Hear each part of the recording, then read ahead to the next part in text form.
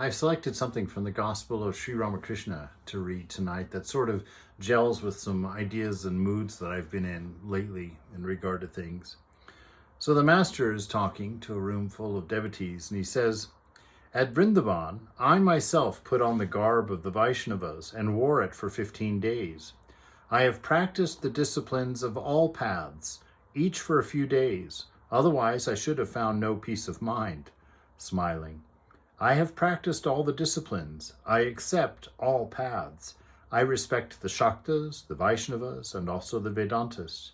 Therefore, people of all sects come here," meaning to himself. "And every one of them thinks that I belong to his school. I also respect the modern Brahmogyanis." So it's amazing. He's talking about religion, that he accepts all paths as being true, as being beneficial, as taking one to the goal.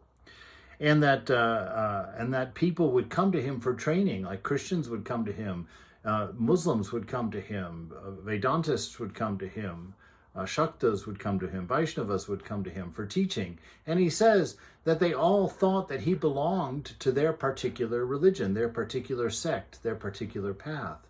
And that just speaks to his flexibility and to his knowledge of these spiritual ideals, so that Christians could be taught through their own traditions by him, and Muslims could be taught through their traditions. And it also talks about the underlying unity of religion. You know, that the common problem of religion is ego, that our ego, which separates us from each other and from the whole, from the divine, is our whole problem. And that ego comes when the spirit, the self, identifies with body or mind and feels a sense of lack and need and begins to focus on the particulars of things. That's the problem that all religion is trying to solve in order to bring us into that merging oneness with this divine unity that is natural to us when ego is dissolved, when ego is put away.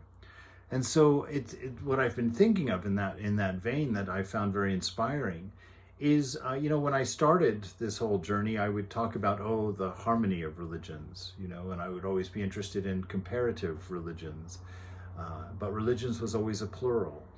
And nowadays, I'm coming very close to being deeply convinced that there is but one religion, the eternal religion, and that all of the different practices are just traditions of that one religion.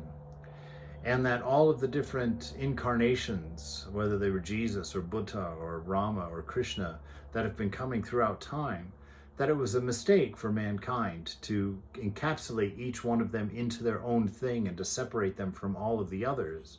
But that now to undo that and to see all of these teachers as being the flow of a common religion, of a singular religion, and coming to an understanding of this unity of spirituality, that it's not 10 million little sects of everybody running around in their world of egos, I'm separate and better or right and you're wrong, but that it's a flow of a river into the ocean.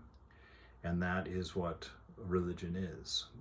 It's that return to unity, that return to oneness in each other. And that we should be familiar with all different religions, so that people of all traditions feel comfortable speaking with us, interacting with us, coming together. That this modern idea of religion as being separate and apart and discerning people and putting these people over here and those people over there, that's not a natural expression of religion. Unity in love. The last prayer of Jesus was for that, for the unity of all things as he left the world, that they may be one in me as I am in you, and that love will bind us all together in that unity. So think about those things. See how that goes.